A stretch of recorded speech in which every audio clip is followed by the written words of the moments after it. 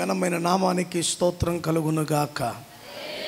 సంతోషంగా ఉన్నవారంతా రెండు చేతులు పైకెత్తి దేవుని స్తుతించండి. హల్లెలూయా. అలాగే వాయిస్ ఆఫ్ గ్రేస్ అనే మా యూట్యూబ్ ఛానల్ ద్వారా వాక్యాలను వీక్షిస్తున్న, మమ్మల్ని ఎంతగానో ప్రోత్సహిస్తున్న మీకును మీ కుటుంబాలకు కూడా ప్రభు పేరట శుభాలను తెలియజేస్తూ ఉన్నాను. దేవునికి స్తోత్రం కలుగునుగాక. ఈ లోక మర్యాదను అనుసరింపక. రోమిలికి రాసిన పత్రిక 12వ అధ్యాయం 2వ వచనములు ఈ మాట మనకు కనబడుతుంది. గత వారము పరిశుద్ధాత్మ దేవుడు సూటిగా నీతో నాతో కొన్ని విషయాలు మాట్లాడాడు. ఈ వారము కూడా ఇదే వచనము గురించి దేవుడు మాట్లాడడానికి సిద్ధంగా ఉన్నాడు. ఎంతమంది ఆయన స్వరం వినడానికి ఇష్టపడుతున్నారు? ఎంతమంది ఆయన వాక్యము ద్వారా తాకబడాలి అని ఇష్టపడుతున్నారు? ఎంతమంది ఆ వాక్యము నన్ను సరిచేయాలి అని ఆశపడుతున్నారు? ఎంతమంది ఆ వాక్యము నన్ను బలముగా నిలబెట్టాలని ఆశపడుతున్నారు? ఒకవేళ ఆశ నీకుంటే అందరూ మనసారా రెండు చేతులు పైకెత్తి దేవుణ్ణి స్తుతిద్దాం. హల్లెలూయా, హల్లెలూయా, హల్లెలూయా. మంచిది ప్రియ దేవుని బిడ్డలారు. అనేక విషయాలు మనం పోయిన వారం తెలుసుకున్నాం. మరలా ఈ వారము కొన్ని విషయాలు మనం తెలుసుకుందాం. శ్రద్ధగా దేవుని మాటలు వినండి. దేవుని బిడ్డలు అంటే అర్థం ఏంటో తెలుసా? లోకము నుండి వేరు చేయబడ్డారు. చెప్పండి అందరూ. ఎవరు వీరు? విశ్వాసి అయి ఉండొచ్చు, విశ్వాసులు అనొచ్చు, ఏదైనా అనొచ్చు. దీనికి మెయిన్ కారణం ఏంటి? మనము లోకము నుండి వేరు చేయబడ్డాం. అందుకే మొదటి యోహానుకు రాసిన పత్రిక 2వ అధ్యాయము 15వ వచనములో, మొదటి యోహానుకు రాసిన పత్రిక 2వ అధ్యాయము 15వ వచనములో ఒక శ్రేష్టమైన మాటను తెలియజేస్తున్నాడు. ఏమన్నా తెలుసా? ఈ లోకమునైనను లోకములో ఉన్న వాటినైనను ప్రేమింపకుడి. ఎవడైనను లోకమును ప్రేమించిన ఎడల తండ్రి ప్రేమ వానిలో నుండదు. ఇది చాలా పెద్ద టాస్క్. ఎవరికి? విశ్వాసులకు. లోకములో ఉన్న వారి గురించి మాట్లాడట్లేదు. క్రైస్తవులుగా ఉన్న నీతో నాతో దేవుడు మాట్లాడుతూ ఏమంటున్నాడు? లోకమునైనను లోకములో ఉన్న వాటినైనను ప్రేమింపకుడి. మనము లోకములో బ్రతుకుతున్నాం, లోకస్తులతో స్నేహము చేస్తున్నాం, లోక విధానాల్లో మనము కొనసాగుతూ ఓ పక్కన దేవుణ్ణి మెయింటైన్ చేసుకుంటూ ఓ పక్కన లోకాన్ని మెయింటైన్ చేసుకుంటూ బ్రతుకుతున్న గొప్ప విశ్వాసులం అనుకుంటున్నాం. మనము ఇద్దరిని అనగా దైవాన్ని లోకాన్ని సైమిల్టేనియస్గా పెట్టడం కాదు. ఉంటే లోకం వైపన్నా ఉండాలి, లేకపోతే దేవుని వైపన్నా ఉండాలి. అదే ఈ లోక మర్యాదను నీవు అనుసరింపక. ప్యూపా దశలో ఉన్న సీతాకోక చిలుక. చెప్పండి. ప్యూపా దశ అంటే గూడు కట్టుకుని తనను తాను చంపుకుంటున్న దినాలవి. కొంతకాలమైన తర్వాత అద్భుతమైన, శ్రేష్టమైన, అందమైన, ఆకర్షణీయమైన రూపాన్ని దాల్చి బయటకు వచ్చేదే సీతాకోక చిలుక. ఈ సీతాకోక చిలుకగా మార్చబడక మునుపు గొంగళి పురుగులాగుంటుంది. రెండో దశ ప్యూపా దశ, మూడో దశ అందరి ఆకర్షణలను తన వైపు త్రిప్పుకోగలిగిన దశ. దేవునికి స్తోత్రం. హల్లెలూయా. లోకములో ఉన్నావు, గొంగల పురుగులాగున్నావు. గొంగల పురుగుని ఎవరిన చూచి ఒక్కసారి దాన్ని పట్టుకుంటే బాగుంటుందని అనుకుంటారా? ఆ గొంగల పురుగు యొక్క స్థితిని చూడగానే మనకు కడుపు దేవేస్తుంది. ఎందుకంటే అది చూడడానికి అంత భయంకరమైన స్థితిలో గొంగల పురుగు ఉంటుంది. పసరు. రెండో దశ ఏం చేస్తుంది? తను తానది గూడు కట్టుకుని ఎవరికి కనిపించక కొన్ని రోజులు అది ఏమైపోతుంది? తను తాను చంపుకుంటుంది. ఆ తర్వాత గుడ్డులో నుండి పిల్ల బయటకు వచ్చినట్టు ఆ యొక్క గూడు కట్టుకున్న దానిలో నుండి అద్భుతమైన సౌందర్యవంతమైన ఆకర్షణతో అది బయటకు వస్తుంది. దేవునికి స్తోత్రం. లోకము గొంగల పురుగుతో సమానం, లోకము రొచ్చుతో సమానం, లోకము ద్వేషముతో సమానం. రక్షింపబడిన నీ జీవితం దేంతో సమానమో తెలుసా? ప్యూపాదశతో సమానం. ఇప్పుడు నువ్వు దేవునిలో కొనసాగుతున్నావంటే ఇప్పుడు ఏ దశకు నువ్వు సమానమో తెలుసా? సీత కోక చిలుక. నీ మాటను బట్టి, నీ చూపును బట్టి, నీ ప్రవక్తను బట్టి, నీ అందచందములను బట్టి, నీకున్న పాటను బట్టి, నీకున్న మాటను బట్టి అందరూ ప్రభువు వైపు ఆకర్షితులుగా అవ్వాలి. దేవునికి స్తోత్రం. హల్లెలూయా. గొంగల పురుగుగా ఉన్నప్పుడు ఎవరు దాన్ని ఇష్టపడలేదు. ప్యూపాదశలో సచ్చిందో బతికిందో ఎవరికి తెలియదు. కానీ సీతాకోక చిలుకగా అవ్వగానే ఒకసారి పట్టుకోవాలి, ఒకసారి వ్రాలాలి. అవునా కదా? చాలామంది ఇళ్లల్లో డెకరేషన్గా ఏం పెట్టుకుంటూ ఉంటారు? సీతాకోక చిలుక. ఎంతో అందమైనది. అందుకే ఓ భక్తుడు పాట రాశాడు. ఈ పాట రాసిన సేవకుడిని 2 సార్లు నేను కలిశాను. ముజఫర్ నగర్ దగ్గర పాస్టర్ గారు ఉంటారు. ఆయన చనిపోయాడు. ఏ పాటో తెలుసా ఆయన రాసిన పాట? ఎంతో అందమైన ఈ లోకములోన అన్నీ కూడా మాయా రూపములే, ఎంతో అందమైన ఈ లోకములోన అన్నీ కూడా మాయా స్వరూపములే.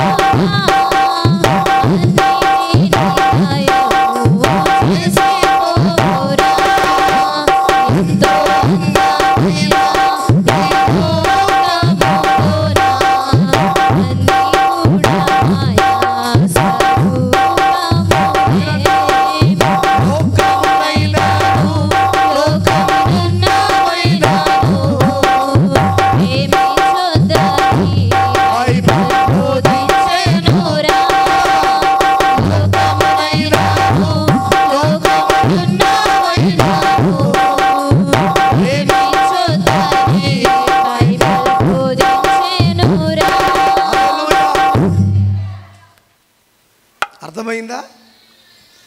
దేవుని మాట లేకపోతే పాట పుట్టేదే కాదు. పాట లేకుండా మాట కాదు, అసలు మాట లేకుండా పాట లేదు.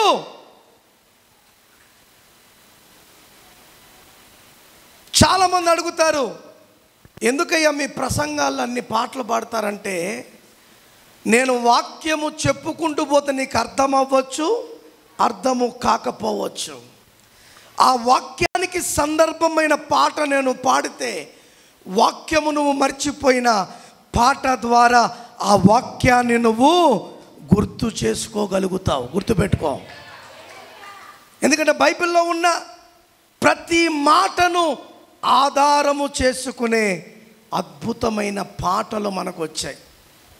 ఈ మధ్యకాలంలో వస్తున్న పాటలు ఎవరికి అర్థం కావు, ఎవడు పాడుకోవడానికి కూడా వీలు లేవు.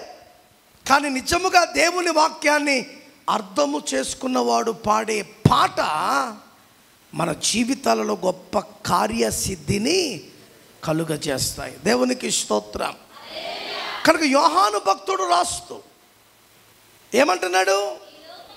ఈ లోకమునైనను లోకములో ఉన్న వాటిని ప్రేమించొద్దు. ఎవడైనను లోకమును ప్రేమించిన ఎడల నేను నిశ్చయముగా చెప్తాను, వాడిలో తండ్రి ప్రేమ లేదు. ఎవరైనను లోకమును ప్రేమించిన ఎడల వానిలో తండ్రి ప్రేమ. రెండు ప్రేమలు ఉండాలి. ఒకటి లోక ప్రేమన్నా ఉండాలి, లేకపోతే దేవుని ప్రేమన్నా ఉండాలి. ఏ ప్రేమ ఈరోజు నీ హృదయాన్ని ఏలుబాటు చేస్తుందో ఒకసారి నిన్ను నీవు పరిశీలించుకో, జ్ఞాపకము చేసుకో, ఆలోచించుకో. లోకపు ప్రేమ అయితే నిన్ను నాశనము చేసే ప్రేమ, అదే దేవుని ప్రేమ అయితే నిన్ను బ్రతికించి నిలబెట్టగలిగిన ప్రేమ. హల్లెలూయా. నీ ప్రేమలో నుండి నన్ను ఎడబాపువా. నిజంగా దేవుని ప్రేమిస్తున్నామనుకో, ఎవ్వడు నిన్ను ఎడబాపలేడు. నువ్వు అటు లోకం, ఇటు దైవం, ఇటు దైవం అటు లోకం అని రెండిటి మధ్య నువ్వు కాళ్ళు వేసావనుకో, అసలు ఏ ప్రేమ లేకుండా అర్ధంతరంగా మునిగిపోయే ప్రమాదము ఉంది. జాగ్రత్త. అందుకే లోకమునైనను లోకములో ఉన్న వాటినైనను క్రైస్తవుడు అన్నవాడు ప్రేమించకూడదు. మనం ఏమని ప్రేమిస్తాం? లోకములో ఇల్లు ఉండాలి, కారు ఉండాలి, స్టేటస్ ఉండాలి, డబ్బు ఉండాలి. నేనంట అవేమీ లేకపోయినా ప్రభు ఉంటే చాలు.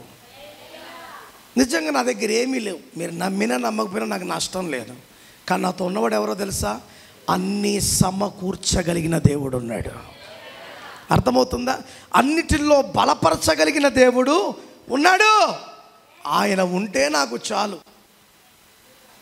నేను దేనికోసము చింతించవలసిన పని లేదు.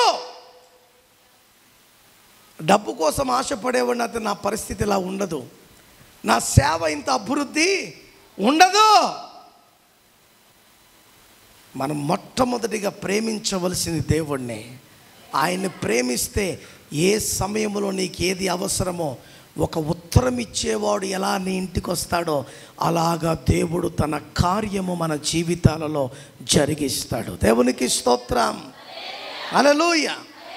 కనుక నెంబర్ 1, విశ్వాసులు అన్నవారు దేన్ని ప్రేమించకూడదంట? లోకమును. గట్టిగా చెప్పాలి, అందరు అర్థం చేసుకోవాలి. లోకమును కానీ లోకములో ఇంకా లోకములు ఏమున్నాయో మీకు బాగా తెలుసు. రెండోది, లోకముతో కూడా స్నేహించకూడదంట మనం. ఎవరితోటి? లోకముతో స్నేహం చేయకూడదు. యాకోబుకు రాసిన పత్రిక 4వ అధ్యాయము 4వ వచనం చదవండి. యాకోబుకు రాసిన పత్రిక 4వ అధ్యాయం 4వ వచనం. వ్యభిచారకులారా, ఈ లోక స్నేహము, జాగ్రత్తగా వినండి, ఈ లోక స్నేహము దేవునితో వైరమని మీరు ఎరుగరా? దేవునితో వైరమని మీరు ఎరుగరా. చాలు, తర్వాత చదువుకోండి ఇంటికి వెళ్ళారు. నీవు లోకముతో స్నేహిస్తుంటే దాని అర్థం ఏంటంట? నువ్వు దేవునితోనే వైరము పెట్టుకున్నట్టు. బలహీనులమైన మనం బలవంతుడి దగ్గరికి వెళ్ళి ఏంద్రా నీ కథ అన్నాను అనుకో, వాడొక్క ఏటు కొడితే మనం దేనికన్నా పనికొస్తామా? ఈరోజు ఈ ప్రపంచంలో బలవంతుడు ఎవరో తెలుసా? దేవుడే. మనం దేవునితో ఏం చేస్తున్నాము చెప్పండి? వైరం పెట్టుకుంటున్నాం. వ్యభిచారులు లోకాన్ని స్నేహిస్తున్నారు. వ్యభిచారులు లోకము సుఖములను కోరుకుంటున్నారు. అందుకే ఆ మాట రాస్తున్నాడు. ఈరోజు నువ్వు అనొచ్చు, మేము వ్యభిచారం చేయట్లేదు కదా, కానీ పని అనే వ్యభిచారము నువ్వు చేస్తున్నావు. ఏ పని? నీ వృత్తి అనే వ్యభిచారం. అంటే ప్రార్థన మానేసి ఈరోజు డబ్బులు ఎక్కువ వస్తున్నాయని ఈరోజు పోకపోయినా పర్లేదు, యా చర్చ్ ఉంటే ఆ చర్చికి పోదాం అని చేస్తున్నది కూడా వ్యభిచారమే. నా పిల్లలే బాగుపడాలి, వేరే వాళ్ళ పిల్లలు ఎట్టపోయినా పర్లేదు అనడము కూడా వ్యభిచారపు లెక్కలోకే వస్తుంది. ఈరోజు మనము చేయించున్న ఈ స్వార్థమైన పనులను బట్టి మనం ఎవరితో వైరం పెట్టుకుంటున్నామంటండి? దేవునితో. దేవునితో వైరం పెట్టుకుంటే బతకగలిగిన వాడు ఎవడన్నా ఉన్నాడా? చెప్పాలి గట్టిగా, ఎవడైనా ఉన్నాడా? చెప్పండి. మోషే కాలంలో మోషేకు వ్యతిరేకంగా ఎవరు? అబీరాము, దాతాను, కోరహు వ్యతిరేకంగా మాట్లాడారు. మాట్లాడితే ఏమైంది? వారు సజీవముగా భూమి వారిని మింగినట్టుగా దేవుని వాక్యము తెలియజేస్తుంది. కానీ వారి కుమారులు ఏమన్నారు తెలుసా? దుప్పి నీటి వాగుల కొరకు ఆశపడినట్లు దేవా నీకై మా ప్రాణము ఆశపడుతుంది. హల్లెలూయా. తండ్రి లోకాన్ని స్నేహించాడు, పిల్లలు భార్య ఎవరిని స్నేహించారు? దేవుణ్ణి స్నేహించారు. వాడు దేవునితో వైరము పెట్టుకుని నాశనమయ్యాడు. వీరు దేవునితో సహవాసము చేస్తూ వృద్ధులై, అర్థమవుతుందా, దీవింపబడి వారి పేర్లు దేవుని వాక్యములో లిఖితము చేసుకున్నారు. What a difference between both. సొంత తండ్రి వ్యతిరేకి, సొంత పిల్లలు దేవునికి ఇష్టలయ్యారు. అంటున్నారు, దుప్పి నీటి వాగుల కొరకు ఆశపడినట్లు దేవా దేవా నీకై నా ప్రాణం ఏమవుతుంది? ఆశపడుతుంది. దేవునికి స్తోత్రం. అందుకే మనం ఎవరి కొరకు ఆశపడాలి? దేవుని కొరకు, దేవుని సన్నిధి కొరకు, దేవుని కార్యముల కొరకు, దేవుని వాక్యము కొరకు, దేవుని బలము కొరకు, దేవుడు ఇచ్చు తన కృప కొరకే మనం ఏం చేయాలంట? ఆశపడాలి. దేవునికి స్తోత్రం. హల్లెలూయా, హల్లెలూయా. దేవుడు లేని ఏ ఆశ అయినా నిరాశగా మిగిలిపోతుంది. దేవుడు ఉన్న ఏ ఆశ అయినా నెరవేర్చబడుతుంది. దేవునికి స్తోత్రం. హల్లెలూయా, హల్లెలూయా. అర్థమవుతుందా? అందుకే మనము దేవునితో వైరము పెట్టుకోకూడదు. నువ్వు లోక స్నేహం నీ భక్తిని పాడు చేస్తుంది. లోక స్నేహం నువ్వు మంచిగా ఉంటే వారికి ఇష్టము లేదు. లోక స్నేహం నేనేం చేయాలనుకుంటుంది?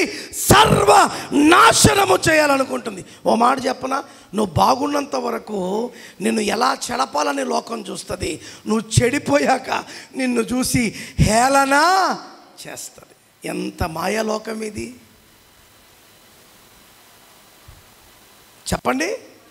మాయాలోకమా కాదా? మాయా. బాగా బ్రతికినా సహించలేదు, చెడిపోయినా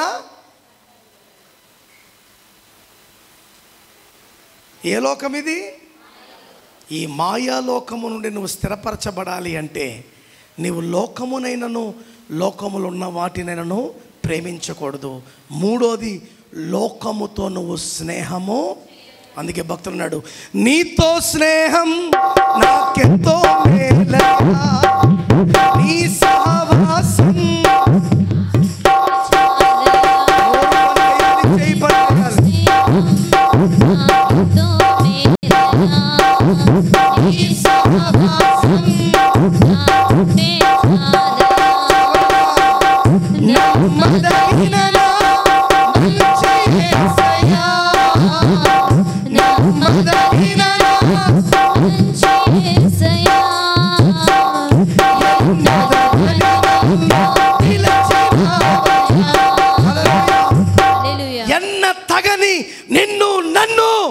ఆయన మనతో స్నేహము చేయడానికి ఆయన పిలుస్తున్నాడు.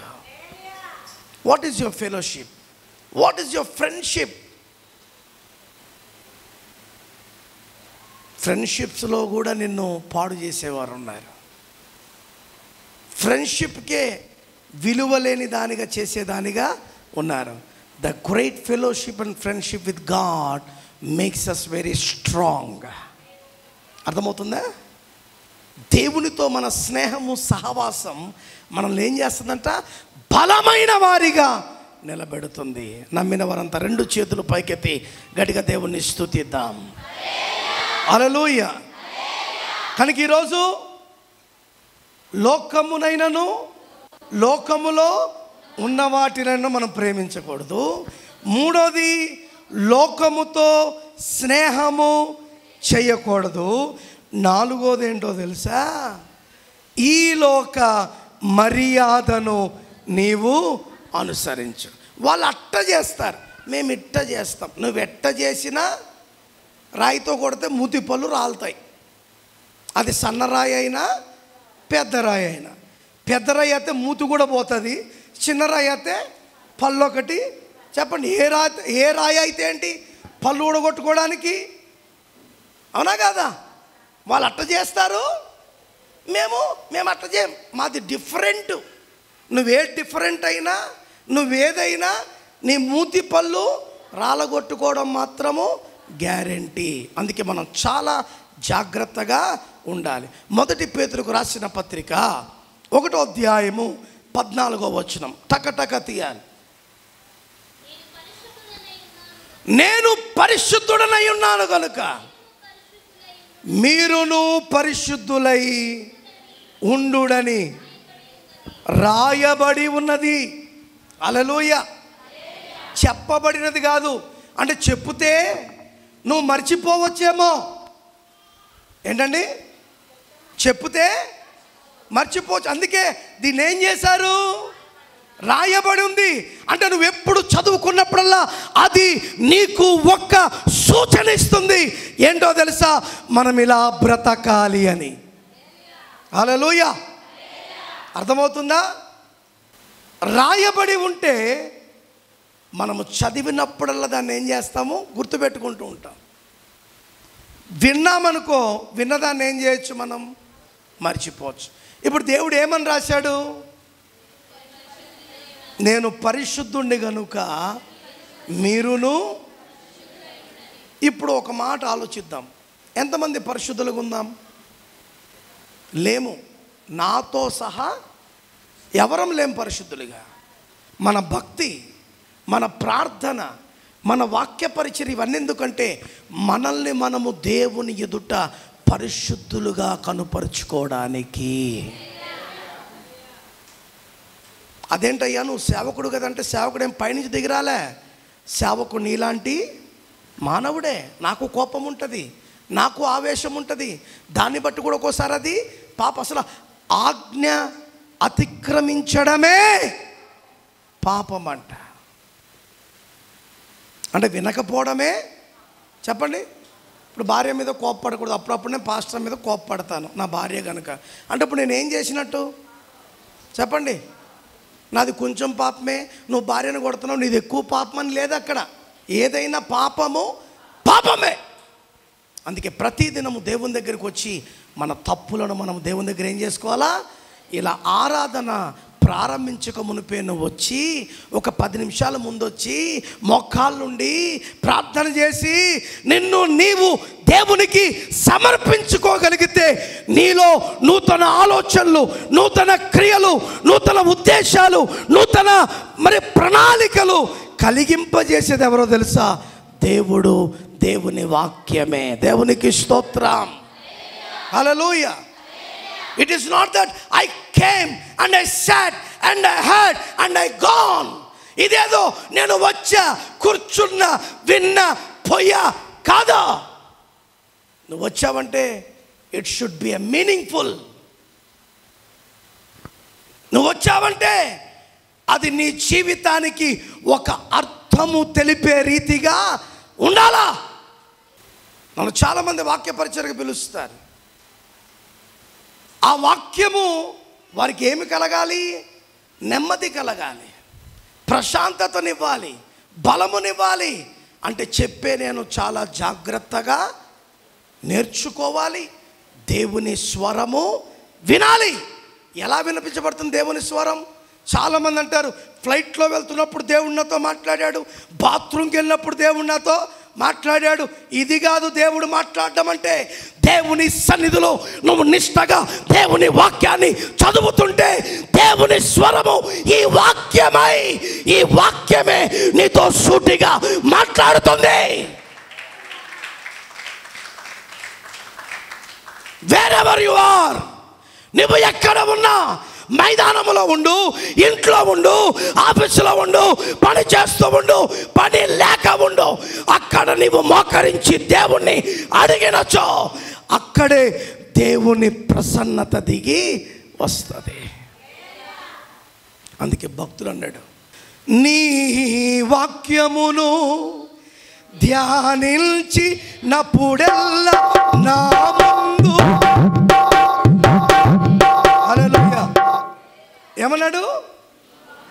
నీ వాక్యమును, when I meditate your word, so your word is like you standing before me. నీ వాక్యమును ధ్యానిస్తున్నప్పుడు నీ వాక్యమే నువ్వై నా ముందు నిలచితివే. ఎంత అద్భుతం! అందుకే ఇది విలువలేనిది కాదు, ఇది జీవితాన్ని మార్చగలిగిన మాట, ప్రపంచాలను మార్చగలిగిన మాట, ఎటువంటి ఘోర పాపినైనా మార్చగలిగిన మాట. ఆ మాటే జీవము కలిగిన నజరేయుని మాట. ఎవడి మాటకు ఉంది ఇంత శక్తి ప్రపంచంలో? ఒక సీఎం మాట కంటే గొప్పది, ఒక ప్రధాని మాట కంటే గొప్పది, ఒక రాష్ట్రపతి మాట కంటే గొప్పది. ఏ మాట? దేవుని మాట. వెలుగు కమ్మని కమ్మని పలుకగా ఏం కలిగింది? వెలుగు కలిగింది. You should know the power of the voice of God. దేవుని ప్రభావితము కలిగిన స్వరమేంటో నీవు కనుగొనగలిగిన స్థితిలో ఉండాలి. ఏంటి? లోకముతో స్నేహిస్తే ఏం జరుగుతుంది చెప్పనా? లోకముతో నువ్వు స్నేహిస్తే నువ్వెవరితో స్నేహం చేస్తున్నావు తెలుసా? సమాధులతో స్నేహం చేస్తున్నట్టే, సమాధి గుంతలతో స్నేహము చేస్తున్నట్టే. It is very danger. లోకము దాని ఆశ గతించిపోతుంది, కానీ దేవుని మాట ఎప్పటికీ గతించిపోదు. అంటే లోకము నిన్ను నన్ను ఎక్కడికి నడుపుతుంది? నాశనానికి నడుపుతుంది. అదే సీతాకోక చిలుకగా ఉన్న నిన్ను ఎక్కడికి నడుపుతుంది? ఎగరగలిగిన స్థితి, ఆకర్షించగలిగిన స్థితి. ఎలా వచ్చిందో ఈ అందం తెలుసుకోవాలి అనే స్థితికి నిన్ను నడిపిస్తుంది. బొమ్మలాగొచ్చి కూర్చుని పోయేది కాదు దేవుని సన్నిధి. ఇక్కడే రూపాంతర అనుభవమును అనుభవించగలిగిన సన్నిధే దైవ సన్నిధి. దేవునికి స్తోత్రం. హల్లెలూయా. అందుకో భక్తుడు రాశాడు, నీ సన్నిధే నా పెన్నిది, నిత్యము నాకు చాలునయ్యా. ఏంటంటే నీ సన్నిధే నా పెన్నిది, ఆ సన్నిధి నాకు నిత్యము కావాలి. ఎంతమంది కోరుకుంటున్నారు ఆయన సన్నిధిని? ప్రయాణాల్లో ఆయన సన్నిధి ఉండాలి, నీ మాటల్లో ఆయన సన్నిధి ఉండాలి, నీ యొక్క శరీరములో ఆయన సన్నిధి ఉండాలి, నీ ఊహలు ఆలోచనలు ఆయన సన్నిధి ఉండాలి. కంప్లీట్గా నువ్వు దేవుడి సన్నిధి అనే మధ్యలో నీవు నిలబడి ఉండాలి. ఇటుపోయినా సన్నిధే, అటుపోయినా సన్నిధే. ఎవరి సన్నిధి చెప్పండి? సన్నిధి, సన్నిధియే, సన్నిధి, సన్నిధియే నా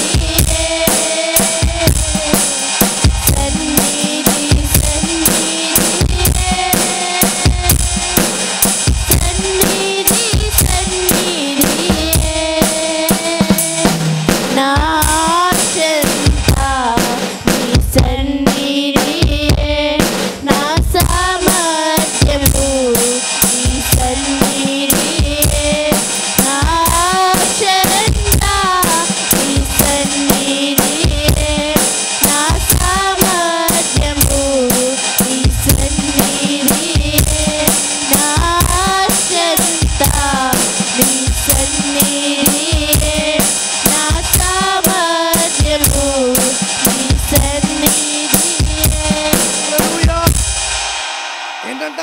నా ఆశ అంతా నీ సన్నిధే, నా సామర్థ్యము నీ సన్నిధియే. ఆయన సన్నిధి లేకపోతే ఏముంది? ఏముందా? ఆ సన్నిధిని చెడపడానికే సాతాను ఈ భూమి మీదకి ఏమేసింది? తన విత్తనమును వేసింది. ఆ విత్తనము పొరపాటున నువ్వు మింగావా, నువ్వు కూడా దేవుని సన్నిధికి ఏమైపోతావు?